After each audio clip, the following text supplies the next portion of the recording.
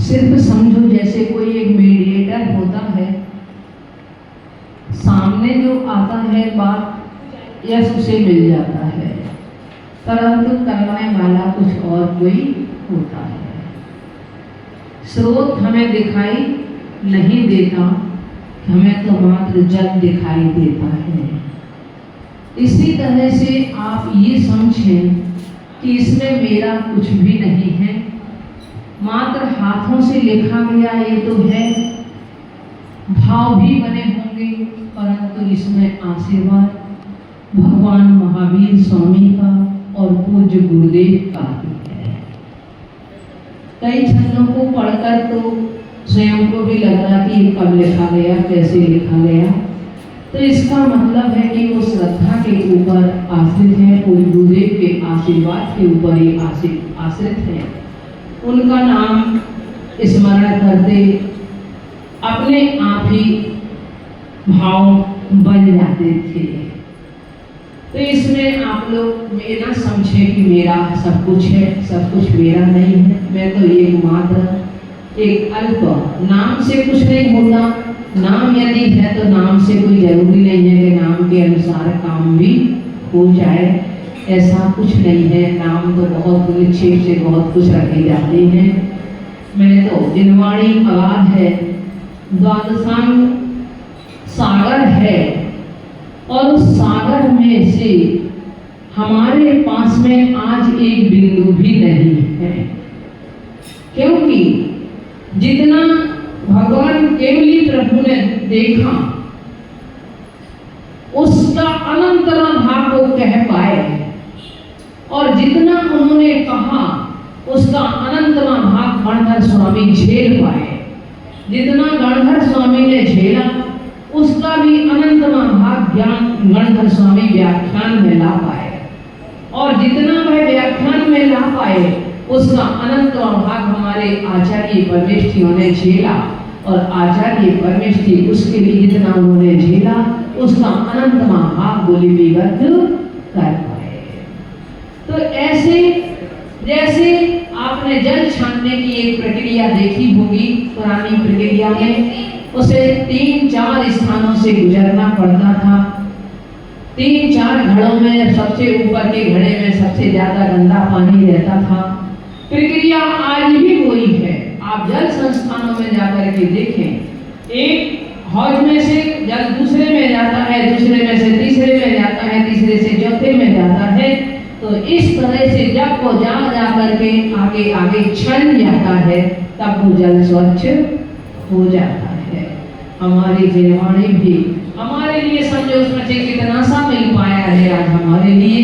बस यही आप लोगों की भावना जगे कि आप लोगों यही हमारे प्रति आपकी यही भावना जगे कि जिनवाणी की सेवा इस जीवन में अंत समय तक होती रहे।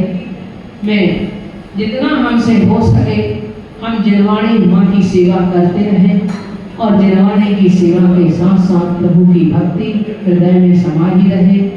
जब यह अंतिम सांस भी हो तो वह हमारी जिनवाणी पूर्वक हो, गुरुओं के स्मरण में हो, प्रभु के स्मरण में हो, वह पंच परमेष्ठी का स्मरण अंतिम श्वास तक भी ना छूटे, और वहां तक हमारा उनका स्मरण करते करते ही यह शरीर छूटे, यह आत्मा यहाँ से विदा हो। बस यह भावना है। तो हमने इसमें कुछ नहीं किया। आप लोग बड़े भाग्यशाली हो कि आप लोगों ने इस विधान के निमित्त से इतना तीव्र सातिशय पुण्य का अर्जन किया है। सबका अपना अपना पात्र अलग अलग होगा। जैसे सरिता बहती है, सबका पात्र छोटा बड़ा अपना अपना अलग बना रहे। जिसका जितना बड़ा पात्र होगा उसने उतना ज्यादा लिया होगा। तो ऐसे ही जिसके पास में भक्ति का जितना बड़ा पात्र रहा होगा उनने उतना ही उससे अर्जन किया होगा अपने पुण्य का। तो आपने पुण्य कर्म का अर्जन किया इसके माध्यम से। आप लोगों का बड़ा सहयोग, आप लोगों ने उसको सराहा, आप लोगों को अच्छा लगा। ये सब आप लोगों का बहुत बड़ा एक सौभाग्य है, और आप लोगों को सब के लिए आप आशीर्वाद के पात्र हैं। विधान में यद्यपि शुरू में किसी चीज के लिए कठिनाई प्रतीत होती है, है उस काम करने के लिए। जब कोई नया काम हमारे बीच में होता है तो हमें कुछ कठिनाई तो होती ही होती है करने के लिए।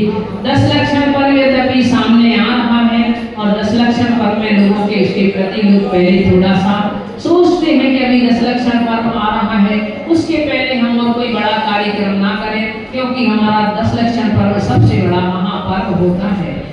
फिर तो मन में विचार आया था, किंतु फिर भी आप लोगों ने एक योजना बनाई और योजना बना करके आपने प्रभु की भक्ति की, तो इससे ये तो निश्चित पता चला कि हम भगवान की भक्ति के लिए कभी भी पीछे नहीं है। 10 लक्षण पर्व में और ज्यादा भक्ति करेंगे, किंतु हमें भक्ति का सौभाग्य तो ये प्रभु हमेशा हमेशा मिलता रहे। एक श्वास भी हमारी इससे खाली न जाए, हमारी एक श्वास भी हम हमेशा, जब तक हमारी सांसें अंतिम सांस भी है तब तक हम प्रभु आपकी भक्ति, आपका नाम स्मरण करते रहें, यह हम सबकी भावना हो। क्योंकि भक्ति क्या है? भक्ति और संयम ये दो चीज ही ऐसी हैं जो हमें संसार सागर से तिराने में समर्थ हो सकती हैं। इस संसार के दुख सहते सहते यदि हम कहीं अपने आप में थक गए हो और हम अब इससे विराम चाहते हो तो हमारे लिए 2 के पहियों के रथ पर चढ़ना होगा, जो रथ हमारे लिए शिव पथ पर पहुंचाएगा। और वह 2 रथ है, एक संयम और एक भक्ति।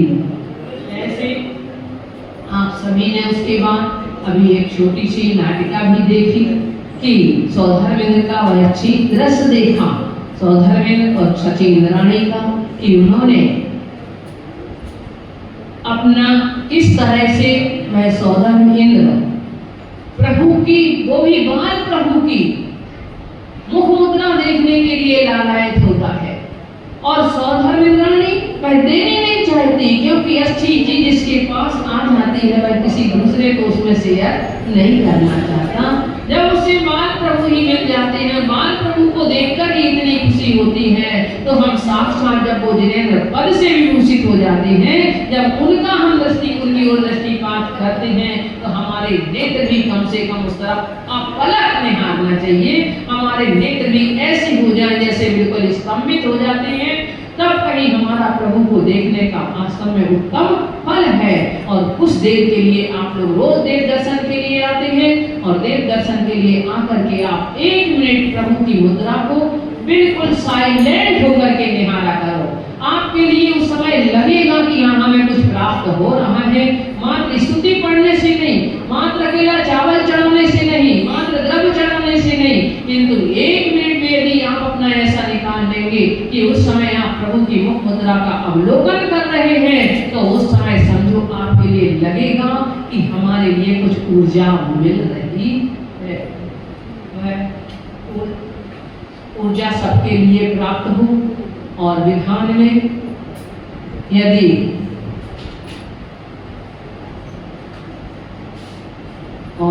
विधान में कहीं हमारे द्वारा किसी को व्यवस्थाओं को उसमें हो सकता जोर से भी बोलना पड़ा हो, किसी के लिए कुछ डांटना पड़ा हो, किसी के लिए यदि कुछ बुरा लगा हो, तो उसके लिए हम सभी जीवों से क्षमा प्रार्थी हैं। जो अच्छा लगा हो वो अपने पास रखना, और जो कहीं बुरा लगा हो कुछ थोड़ा बहुत भी 19 तो या तो हमें उससे अवगत करा देना, और अवगत यदि ना भी करा पाओ तो अपने भावों की निर्मलता को मत खोना उसके पीछे, और अपने भावों को निर्मल बनाए रखना, अपने गुनाह को वापस जो गलत है उसके लिए वापस कर देना। यह विधान सभी ने बड़ी अच्छी तरह से किया। इसमें एक जन का सहयोग रहा। यदि बैठने वाले ना होते, व्यवस्था करने वाले व्यवस्था कर लेते तो क्या होता, और यदि व्यवस्था करने वाले व्यवस्थाएं ना करते, किसी ने तन का उपयोग किया, किसी ने मन का उपयोग किया, किसी ने धन का उपयोग किया। अभी पंडित जी बोल रहे थे कि महाराज जी कहते हैं कि एक बार सौधर्मेंद्र जरूर बनना, परंतु हाँ जब बात कहीं अर्थ की आ जाती है तो लोगों के लिए ऊपर व्यर्थ सा उन्हें करने के लिए व्यर्थ हो जाता है, सभी लोग उसको नहीं कर पाते हैं। किंतु यहाँ कितना अच्छा आप लोगों के लिए सौभाग्य मिला कि मात्र कुछ थोड़े से चंद मतलब उसमें और आपके लिए सौधर्मेंद्र बनने का सौभाग्य मिल गया, कुबेर बनने का सौभाग्य मिल गया। कहीं किसी तरह से कोई किसी प्रकार की अर्थ संबंधी कोई बाधा किसी के मन में नहीं आई होगी, किसी के मन में ये नहीं हुआ होगा कि हम इस कारण से नहीं बैठ सकते। अगर ऐसे सानिध्य मिलते रहे सभी के लिए तो हर व्यक्ति अपनी भावना बना सकता है बनाने के लिए, किंतु जब करोड़ों तक बोलियां पहुंच जाती हैं तब लोगों के लिए थोड़ा सा कठिन लगता है, क्योंकि वो सामर्थ्य सभी की नहीं हो पाती है। बनने की भावना भा सकते हैं परंतु बनना सबके लिए मुमकिन नहीं हो पाता है। फिर भी हम भावना भाएं, क्योंकि सौधर्मेंद्र की प्रेरणा इसलिए दी जाती है कि वह जिनेंद्र प्रभु की भक्ति में प्रमुख पात्र है, वह प्रमुख पात्र होता है भगवान की भक्ति करने में। वह अपनी भक्ति के बल पर उस असंयमी पर्याय से आगे मनुष्य पर्याय में संयमी होकर और उसी भव से ही मोक्ष जाता है। ऐसे इसलिए उस सौधर्मेंद्र के बनने की विशेष रूप से प्रेरणा आप सबको दी जाती है। आप सभी लोग अपने आगे के कार्यक्रम को अपने आगे बढ़ाएं और जो कुछ थोड़ा सा और कार्यक्रम